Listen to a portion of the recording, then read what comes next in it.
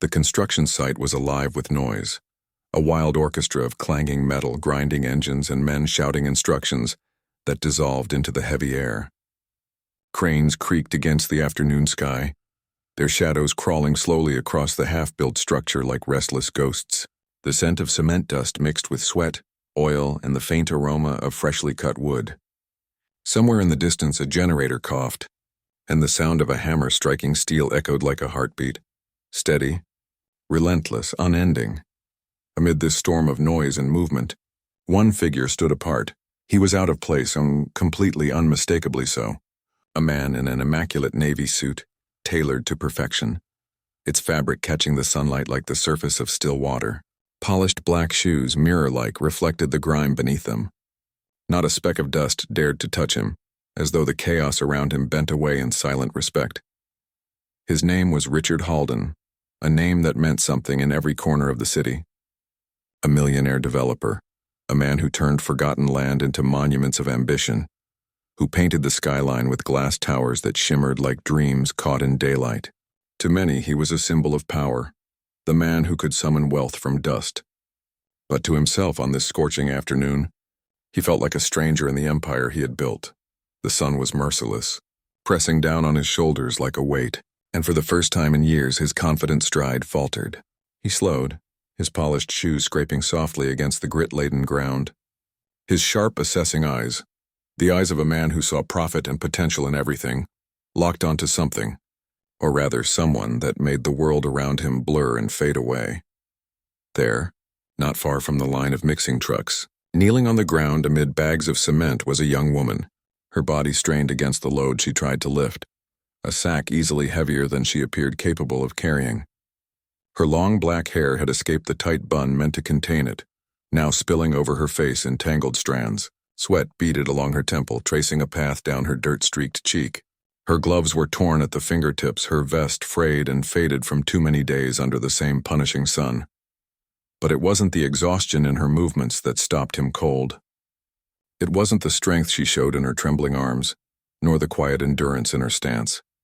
It was her face. For one impossible, heart-stopping second, Richard felt the ground tilt beneath him.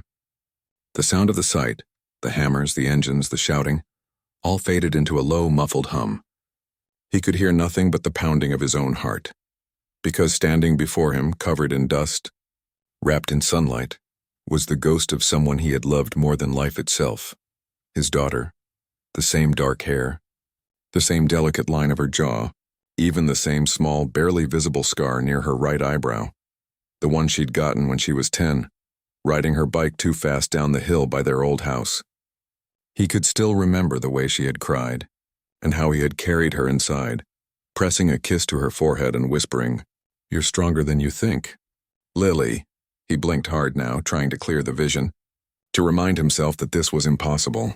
He had buried her 7 years ago, buried her laughter, her voice, her entire world, in a coffin lined with white roses and promises he could never keep. He had drowned his grief in blueprints and contracts, in meetings and glass towers that climbed toward a sky he no longer believed in. Work had become his shield, his punishment, his escape.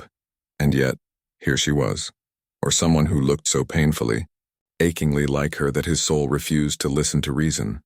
The young woman struggled again with the heavy bag, her arms trembling under the weight. A foreman's voice cut through the air, a barked command that made her flinch and straighten. Her name tag, barely hanging on by one corner, read Red Mirror. A strange name, almost poetic.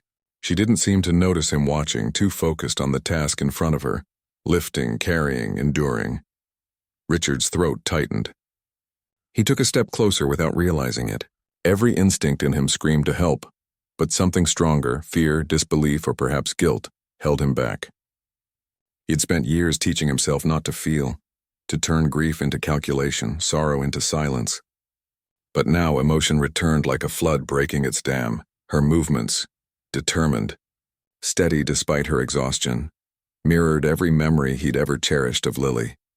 How she used to push herself past her limits, how she'd laugh off pain just to prove she was fine. He remembered her stubborn eyes, the same eyes this girl now had, that glimmered with a quiet fire. He swallowed hard. The edges of his vision shimmered with tears he refused to let fall, It can't be her. He told himself this over and over. It can't be her. I buried her. I saw the car. I saw the wreckage. But another voice, softer, more dangerous, rose from somewhere deep within, a whisper that spoke not to his mind, but to his soul. What if love never really leaves? What if miracles do happen? The young woman stumbled, catching herself just before falling. Her gloved hand brushed against a steel beam for balance. For a brief second she looked up, and her eyes met his. The world stopped. A jolt, sharp and electric, ran through Richard's chest. Time folded in on itself. He saw his daughter again, laughing on her 16th birthday, spinning in her favorite white dress. He saw her at the hospital that night, her hand cold in his, and now here, alive or almost. The foreman's voice broke the silence again, snapping her attention away. She turned, lifted another bag, and disappeared into the shadows of the unfinished building. Richard stood frozen, his mind spinning. He didn't know if he had just seen a miracle, or if grief was playing its cruelest trick yet. But deep inside, something cracked open, a place in his heart he thought had long turned to stone. And as he stood there, watching the dust rise and the sunlight scatter, one truth became clear. Some losses never truly end, and some loves never really die. If you believe in kindness and second chances, and in the quiet miracles that still live among us, take a moment to like, comment, share, and subscribe to Kind Heart Stories, because sometimes stories like this remind us that even in the loudest, hardest places on earth, love always finds a way back. His own daughter had grown up in comfort, in a world of soft carpets, crystal chandeliers, and laughter that echoed through marble halls. She had never known the weight of a cement bag or the sting of dust in her eyes. Her days had been filled with piano lessons, birthday parties, and sunlight streaming through tall windows. Richard could still remember those days with painful clarity. He remembered how her tiny footsteps would echo down the long corridor, how she'd burst into his office unannounced, her face glowing with pride as she held up a new painting, blobs of color that somehow became sunsets and gardens in his eyes. He would laugh, pretending to be the strict businessman, but she always broke through his sternness with a single smile. He remembered her chasing him through the rose garden, barefoot on the grass, her small hands stained with paint and flower petals. She'd call out his name, giggling as he turned to catch her. The memory hit him like sunlight breaking through clouds, beautiful and unbearable all at once. And with it, the ache in his chest returned, not as a dull throb this time, but as a deep, familiar pain. An old wound reopening, bleeding memories he thought he had buried beneath years of silence. That night, he barely slept. The image of the young woman at the construction site, Mira, haunted him. Her movements, her face, her voice when she spoke to the foreman, all of it echoed the daughter he had lost. He told himself it was coincidence, a trick of light, a cruel mirage born of grief, and yet his heart refused to listen. Over the next few days, Richard found himself returning to the site. At first, it was under the pretext of business, a developer checking on progress, a man ensuring his investments stayed on schedule. But deep down, he knew the truth. He was drawn there by something he couldn't name, something that felt dangerously close to hope. Each morning he stood at a distance, watching her move among the workers. Mira worked with a quiet determination that humbled him. She carried bricks, mixed concrete, and offered a helping hand to anyone struggling. There was a rhythm to her labor, a steady persistence that spoke of endurance, not ambition. The sun would beat down on the site, turning the steel beams into glowing lines of fire. Dust swirled in the air like a thin fog, clinging to skin and eyelashes. And there, in the middle of it all, Mira kept going, her posture straight, her focus unbroken, her expression calm even when her arms trembled from exhaustion. She never complained, never argued, never asked for rest. When others paused to catch their breath, she found small ways to help, passing a bottle of water to someone older, adjusting a ladder, sweeping away debris so no one would trip. She seemed to move through hardship as if it were merely part of the rhythm of her existence. And sometimes, when she thought no one was watching, she would smile to herself, a small, peaceful smile that broke his heart all over again. It wasn't just her resemblance that drew Richard in. It was her stillness, her quiet strength, the way she seemed untouched by bitterness, as though she carried the world with grace instead of resentment. He found himself wondering who she was outside the site, where she went when the day ended, who she went home to, if she had anyone who cared for her. The thought that she might be alone filled him with an ache he couldn't explain. Days turned into a week, and though he never spoke to her, she began to notice him. The man in the suit who stood by the car, always watching, always silent. Sometimes she'd glance his way and he'd look away too quickly, as if caught doing something forbidden. It became a strange, wordless connection. Two people from entirely different worlds tied together by something neither understood. Then, one afternoon, the sky darkened without warning. Clouds rolled in, thick, gray, and heavy with rain. A storm was coming. The wind picked up, sending dust spiraling through the air, and within minutes the first drops began to fall. The workers shouted, covering equipment with tarps, scrambling for shelter beneath steel beams and half-built roofs. The site erupted into motion, men running, machines shutting down, the sound of thunder echoing across the city. But Mira didn't run. Richard watched from his car as she stayed behind, her vest soaked, her hair whipping around her face. She was trying to protect the supplies, dragging bags of cement under cover, tying down loose tarps, shielding tools from the rain. Each gust of wind pushed her back, but she pressed forward again, mud splattering against her boots. Something in that sight, that fierce determination in the face of chaos, shook him. It wasn't logic or memory that made his pulse quicken. It was fear. An unfamiliar panic surged through his chest, the kind that only comes when you see someone you can't bear to lose. He threw open his car door, rain slashing against his suit, and for the first time in years, Richard Halden ran. He ran toward her, his polished shoes slipping in the mud, his heart pounding like it hadn't since the night of the accident. He didn't care how he looked, the millionaire in a storm, drenched and desperate. All he knew was that he couldn't watch her struggle one more second. When he reached her, she turned, startled, her eyes wide, rain glistening on her lashes. And in that moment, the world seemed to stop again. The thunder rolled above them, but neither moved, locked in a silence thick with memory and disbelief. Her voice, when she finally spoke, was soft, almost hesitant. "Sir, you shouldn't be out here." And though the words were simple, something in her tone, the warmth, the care, the faint tremor, pierced straight through his chest. He wanted to answer. To tell her who she reminded him of. To ask her if she believed in fate. But all he could do was stare as the rain fell harder, washing the dust from her face and leaving behind the impossible, the faintest reflection of his lost child. He rushed toward her through the rain, his polished shoes sinking deep into the mud, each step splashing water onto his once pristine trousers. The sky above had opened up completely now, a gray, thundering ocean pouring down upon the earth. The wind howled through the unfinished beams, making the metal groan like some ancient beast. When he reached her, she was already drenched, soaked to the bone, her hair plastered against her face, her thin arms trembling as she fought to pull a tarp over the pile of exposed equipment. The rain beat against her shoulders, but she kept going, biting her lip, refusing to let the storm win. Without thinking, Richard stepped beside her, grabbing the other end of the tarp. The cold water hit his face. His expensive suit clung to him like a second skin, but none of that mattered. They worked in silence, their hands brushing for just a second, a spark that cut through the storm itself. When the tarp was finally secure, Mira turned to look at him, her chest heaving, her breath visible in the chilled air, and that's when it happened, the moment that unraveled everything he had built inside himself. Their eyes met. For a heartbeat, the rain seemed to slow. The thunder faded into a low, distant hum. All sound, all motion, all chaos disappeared. Only her eyes remained. Those same ocean blue eyes he had seen every day of his daughter's childhood. The same gentle spark.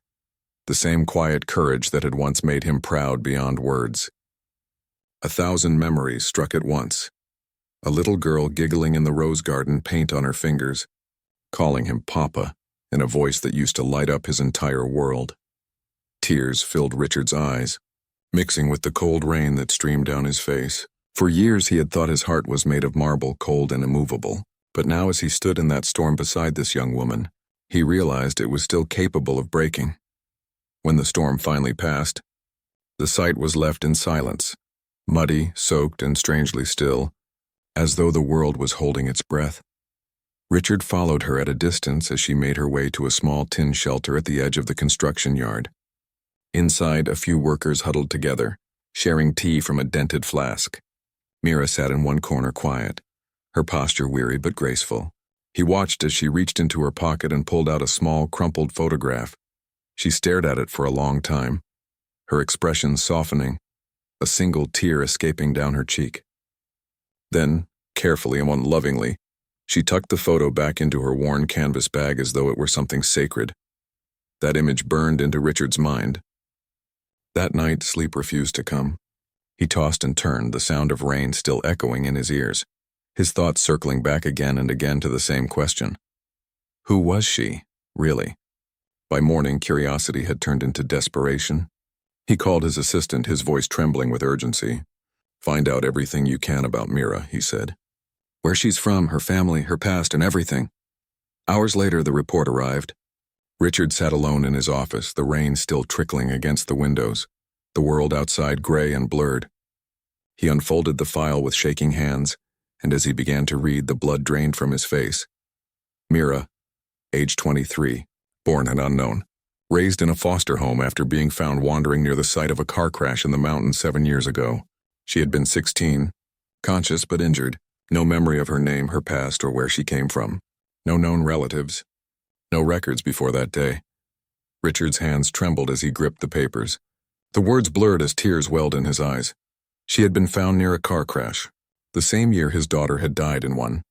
The same age Lily would have been, 23. The timing, the place, the resemblance. It all fit together too perfectly, too painfully. He sank back into his chair, his heart pounding so hard it hurt. Was this real? Could the universe truly be this cruel? Or this kind? That night he stared at the ceiling for hours, the memory of her eyes burning in his mind. He wanted to believe, but fear and doubt clawed at him. He had built his life on logic, on plans, on proofs, not on hope. And yet hope was the only thing left inside him now. The next day he asked to see her.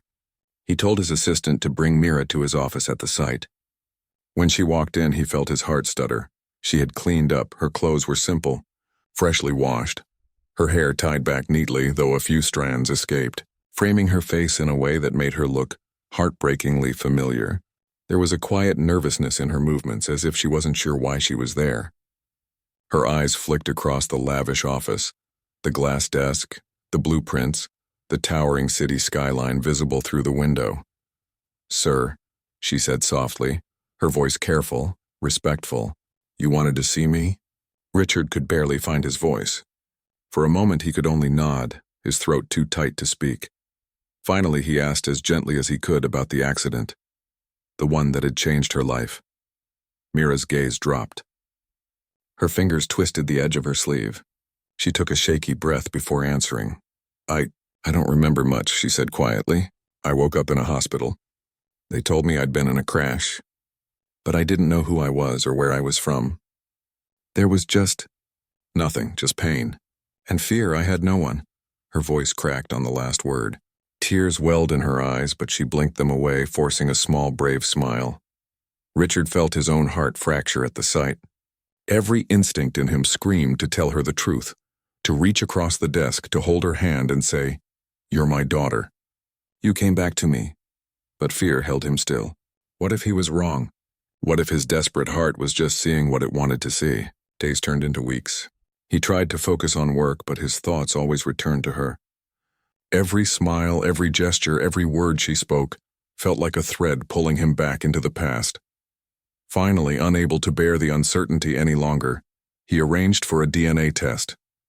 Quietly, privately. He told himself it was just for closure, but deep down, he already knew the truth he wanted. When the results arrived, it was a gray morning, the kind where the air felt heavy, as if the world itself was waiting for something. Richard sat at his desk, the envelope before him. His hands shook as he tore it open. Each second stretched into an eternity.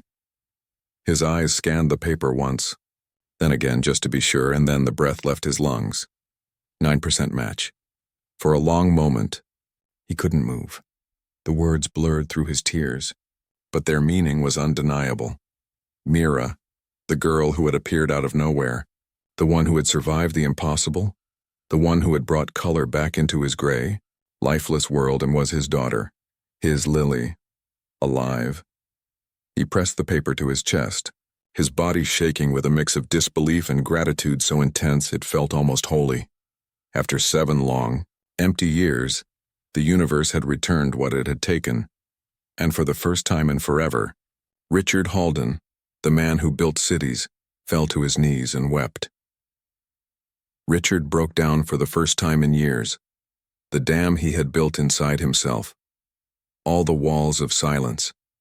Pride and pain had finally shattered.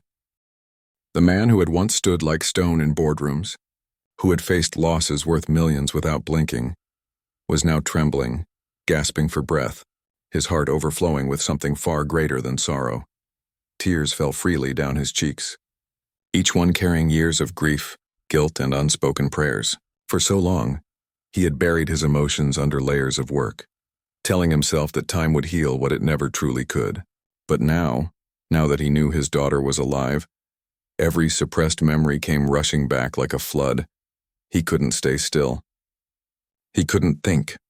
He had to see her. He had to hold her before the dream faded, before reality could take it away again. He grabbed his coat, barely noticing the rain still drizzling outside, and rushed to the construction site. The city blurred past him, traffic lights, honking cars, passing faces. None of it mattered. His heart was pounding too loudly, his vision clouded by tears and disbelief. When he finally arrived, the site was alive with the rhythm of a normal day. Workers calling out to one another, machines whirring, the scent of fresh concrete in the air, but for Richard, everything else was silent. He was searching for her, and then he saw her. Mira stood by the scaffolding, a tray of steaming teacups balanced carefully in her hands. Her clothes were simple, her smile gentle as she handed a cup to one of the older workers. There was a warmth about her, a quiet kindness that seemed to light the gray afternoon. But when she turned and saw Richard striding toward her, his eyes red, his expression trembling between joy and agony, the smile faded, her brows knitted in worry. "Sir, is something wrong?" she asked softly, her voice carrying over the hum of the site. He tried to speak, but the words caught in his throat. For a moment, all he could do was stand there, his breath uneven, his eyes locked on hers, those same blue eyes that had haunted his dreams for 7 years. Finally, his voice broke through the storm inside him, raw and shaking. "It's you," he whispered. "Mira, you're my daughter." She froze, confusion flashing across her face. The tray in her hands trembled. I don't understand," she stammered, looking around as if to make sense of the moment. "Sir, there must be some mistake." But Richard stepped closer, reaching into his coat pocket with trembling fingers. He pulled out the DNA report, the proof, along with an old photograph, its edges worn and its colors faded. It was of a little girl, smiling in a garden full of roses, paint smeared on her hands, her blue eyes shining with mischief. He showed it to her, his voice barely more than a whisper. "Look, this was you. This was us." Mira's eyes widened as she took the photograph. Her breath caught. Something deep within her stirred, and a flicker, faint but real, a half-remembered feeling, like a forgotten melody she once knew by heart. She looked up at him, her lips trembling, tears gathering in her eyes. And when he showed her the papers, when she saw the truth written there, the disbelief in her face slowly melted into realization. Tears spilled down her cheeks, warm and unstoppable. She dropped the tray, the cups shattering at her feet, but she didn't notice. Her legs gave out, and before she could fall, Richard caught her in his arms, and there, in the middle of that muddy construction site, father and daughter held each other, 2 lost souls finally found again. Mira sobbed against his chest, her voice breaking. I don't remember anything, but I feel it. I feel like I've known you all my life." Richard's arms tightened around her, his tears falling into her hair. "It doesn't matter," he whispered. "You're home now. You're safe. That's all that matters." Around them, the workers stood still. No one spoke. No one needed to. Though they didn't understand what had happened, they could sense it. Something sacred. Something rare. A reunion that felt larger than life itself. The sky, still gray from the earlier rain, seemed to soften, as though even the heavens had paused to witness the moment. From that day forward, everything changed. Mira moved into Richard's home, a house that had once felt like a museum, cold and silent, now alive again with laughter and warmth. She filled it with her gentle energy, flowers on the tables, music in the halls, and quiet conversations that stretched late into the night. Though her memory never fully returned, her heart did not need it to recognize love. In Richard's embrace, she found the belonging she had searched for all her life. And in her presence, he found redemption, a second chance he had never believed he'd deserve. In time, Richard changed in ways no one expected. He began to see the world through her eyes, through compassion instead of calculation. He sold one of his biggest development projects, a multi-million-dollar venture that had once been his pride, and used the money to build something far greater. He called it the Allah Hope Foundation, named not only for the daughter he had lost, but for the miracle he had found again. Its mission was simple yet profound: to give homes, education, and care to orphaned children so that no child would ever have to face the world alone as Mira once did.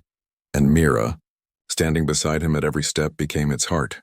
She dedicated her days to helping others, listening to their stories, reminding them that every life, no matter how broken, can still be rebuilt with love. In her smile, people found comfort. In her story, they found hope. And in their shared purpose, Richard and Mira found healing, not just from the past, but from everything that had ever tried to break them. If this story touched your heart, please don't forget to like, share, and subscribe to Kind Heart Stories, where real stories of love, hope, and second chances remind us that miracles are still possible. Before you go, tell us in the comments, what would you do if someone you lost suddenly walked back into your life?